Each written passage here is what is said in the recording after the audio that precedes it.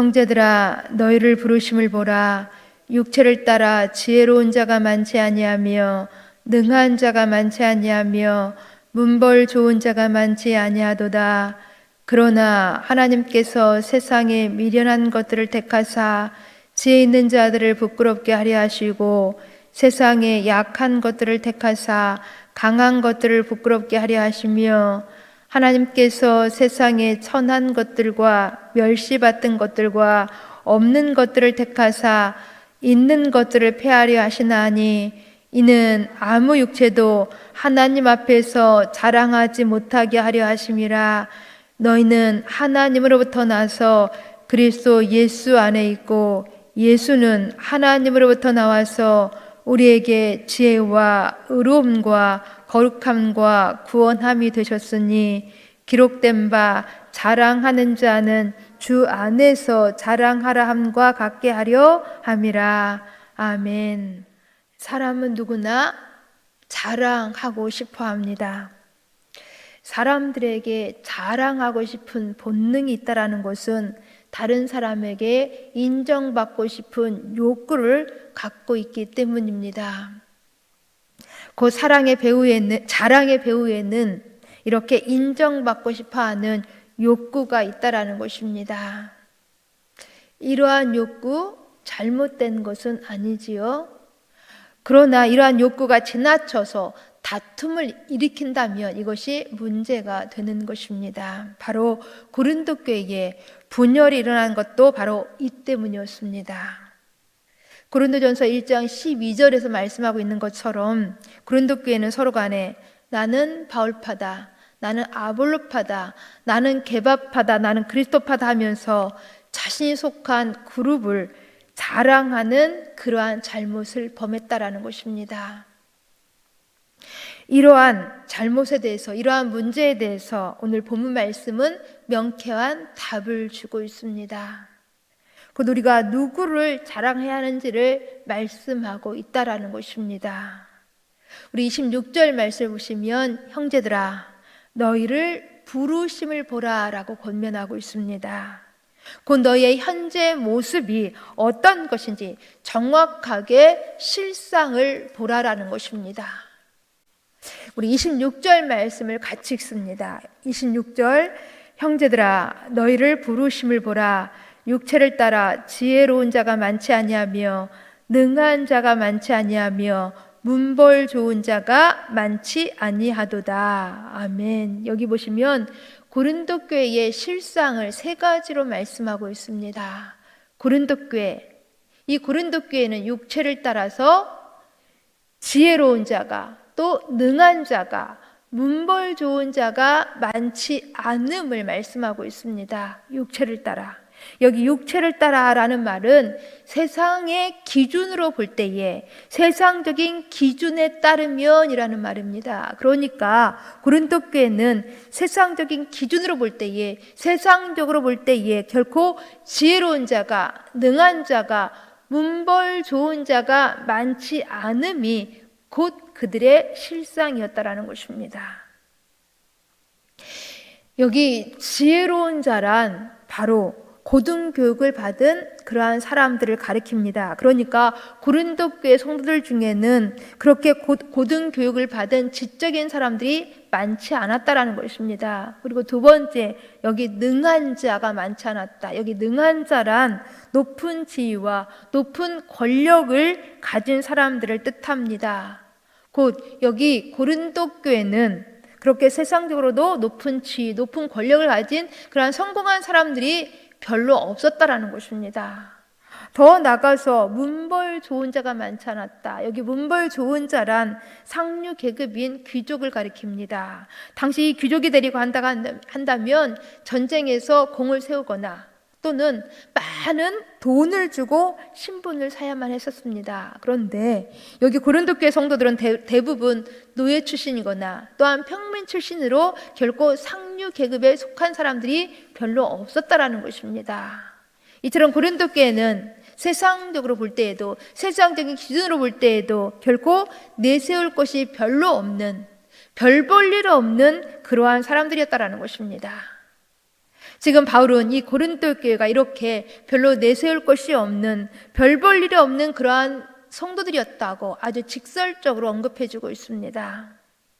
그런데 사실 고린도 교회가 이러한 말을 들었을 때에 별로 기분이 좋지 않았을 것입니다. 아니, 어쩌면 더 상처가 될 수도 있었을 것입니다. 그럼에도 불구하고 왜 바울은 고린도 교회에게 이러한 상처가 되는 말까지도 했을까요? 그것은 이 고린도 교회가 자랑하지 말아야 할 것을 가지고 자랑했기 때문입니다.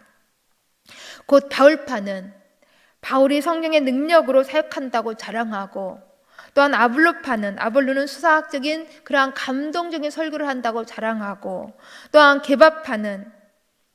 게바는 예수님의 수제자라고 자랑하고, 또한 어떤 이들은 어떤 파에도 들지 않고 자칭 그리스도에게만 자기들은 속했다고 자랑했다라는 것입니다. 물론 여기 바울이니 게바니 아볼로니 매우 훌륭한 사람들인 것은 맞습니다. 그러나 그럼에도 불구하고 교회는 결코 사람을 자랑해서는 안 되는 것이었습니다. 그렇기 때문에 그 뒤에 있는 22절, 27절, 28절 말씀을 보시면 왜 하나님께서 그럼에도 불구하고 세상적으로 볼 때에 별 볼 일 없는, 내세울 것이 없는 그러한 사람들을 택하셨는지를 잘 밝혀주고 있습니다. 곧 세상에 미련한 것들, 세상에 약한 것들, 천한 것들, 멸시받는 것들, 없는 것들을 택하셨냐라는 것입니다. 그 이유는 부끄럽게 하시려고, 패하시려고, 부끄럽게 하려고 세상에 별 볼 일 없는 사람들을 택하셨다라는 것입니다. 이것은 무엇을 하나님께서 부끄럽게 하신다는 것일까요? 그것은 소위 세상에서 그렇게 자랑거리로 삼고 있는 것들, 많은 세상 사람들이 자랑거리로 삼고 있는 그러한 지혜니, 그러니까 고등교육을 받았네 하면서 그들의 학력이니, 강한 것, 능한 것, 높은 지위니, 높은 권력이니, 더 나아가서 가진 것들, 많은 부요함들, 이러한 것들을 부끄럽게 하신다라는 것입니다. 우리는 이러한 사실들을 통하여서 무엇을 깨달아야 하는 것입니까? 그것은 세상 사람들이 자랑하는 것을 가지고 우리 그리스도인들은 결코 자랑해서는 안 된다라는 것입니다. 이러한 세상의 자랑거리들은 하나님 앞에서 아무것도 아니기 때문입니다. 물론 사람들 앞에서는 그렇게 높은 지식이니 학력이니 또한 많은 소유니 그들이 가지고 있는 부함들, 강한 권력들, 이러한 것들이 자랑일 수는 있는 것입니다. 그러나 모든 지식의 근본이 되시며 더 나아가서 온 세상 만물의 주인이 되신 우리 하나님 앞에서는 이것들이 아무것도 아니라는 것입니다. 그러기에 세상에서 자랑거리로 삼고 있는 이러한 지식이니 가진 것이니 이러한 권력이니 이러한 것들을 가지고 우리 신앙인들은 하나님 앞에서 자랑해서는 안 된다라는 것입니다. 보세요. 우리 29절 말씀을 보시면 이러한 사실들을 아주 정확하게 말씀해 주고 있습니다. 우리 29절 말씀도 함께 읽습니다. 이는 아무 육체도 하나님 앞에서 자랑하지 못하게 하려 하심이라. 아멘. 아무 육체도 하나님 앞에서 자랑하지 못하게 하려 하심이라. 아무 육체도 어떠한 세상적인 것들로도 하나님 앞에서 자랑하지 말라는 것입니다. 우리는 이 말씀 속에서 무엇이 느껴집니까? 그것은 곧 우리 하나님께서는 우리가 세상적인 것들을 가지고 자랑하는 것, 얼마나 우리 하나님이 싫어하시는지를 우리는 느낄 수가 있습니다. 그렇다고 한다면 우리가 자랑해야 하는 것은 무엇일까요? 우리 30절, 31절 말씀도 같이 읽습니다. 30절, 31절 너희는 하나님으로부터 나서 그리스도 예수 안에 있고 예수는 하나님으로부터 나와서 우리에게 지혜와 의로움과 거룩함과 구원함이 되셨으니 기록된 바 자랑하는 자는 주 안에서 자랑하라 함과 같게 하려 함이라. 아멘. 여기 보시면 먼저 우리가 어떤 사람임을 밝혀주고 있습니다. 우리는 하나님으로부터 나와서 그리스도 예수 안에 있는 사람들이라는 것입니다. 여기 하나님으로부터 나서라는 말은 하나님으로 인하여라는 말입니다. 우리는 하나님으로 인하여서 그리스도 예수 안에 있는 예수 그리스도의 사람이 되었다라는 것입니다. 그리고 또한 이 예수님께서는 우리에게 지혜와 의로움과 거룩함과 구원함이 되셨음을 밝혀주고 있습니다. 여기 우리 예수님께서 우리에게 지혜가 되셨다라는 것은 우리 예수님은 지혜의 왕으로 우리가 예수님을 믿기에 이 예수님의 지혜가 우리의 지혜가 되었다라는 것입니다. 골로새서 2장 3절 말씀을 보시면 예수 안에 있는 지혜가 얼마나 큰가를 우리 가운데 말씀해주고 있습니다. 예수 안에 지혜와 지식의 모든 보화가 감추어져 있느니라 라고 말씀하고 있습니다. 이러한 예수님의 지혜가 우리 가운데 주어졌다라는 것입니다. 또 우리 예수님께서 우리에게 의로움이 되셨다라는 것은 예수님의 의가 우리의 의가 되게 하셨다라는 것입니다. 또한 예수님께서 우리에게 거룩함이 되셨다라는 것은 우리는 사실 나면서부터 죄인으로서 더러운 존재였지만은 그러나 우리 예수님께서 우리를 거룩하게 깨끗하게 해 주셨다라는 것입니다. 더 나아가서 우리 예수님께서 우리에게 구원함이 되셨다라는 것은 우리 예수님께서 십자가에서 피를 흘리시고 몸을 찢기심으로 우리를 값주고 사셨다라는 것입니다. 이렇게 우리는 예수 그리스도 인하여서 지혜롭게 되었고 의롭게 되었고 거룩하게 되었고 또한 구원받게 된 것입니다. 이보다 더 큰 복이, 더 큰 자랑거리가 어디 있겠습니까? 그렇기 때문에 우리는 예수님만 자랑해야지, 예수 안에 있는 이 보화만 자랑해야지 그 밖에 다른 것을 자랑하는 게서는 안 된다라는 것입니다.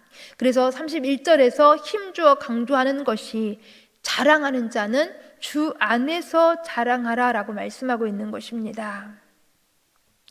이 말씀은 예레미야 9장 23절 24절 말씀을 인용한 것인데 제가 예레미야 9장 23절 24절 말씀을 읽어드립니다. 여호와께서 이같이 말씀하시되 지혜로운 자는 그의 지혜를 자랑하지 말라. 용사는 그의 용맹을 자랑하지 말라.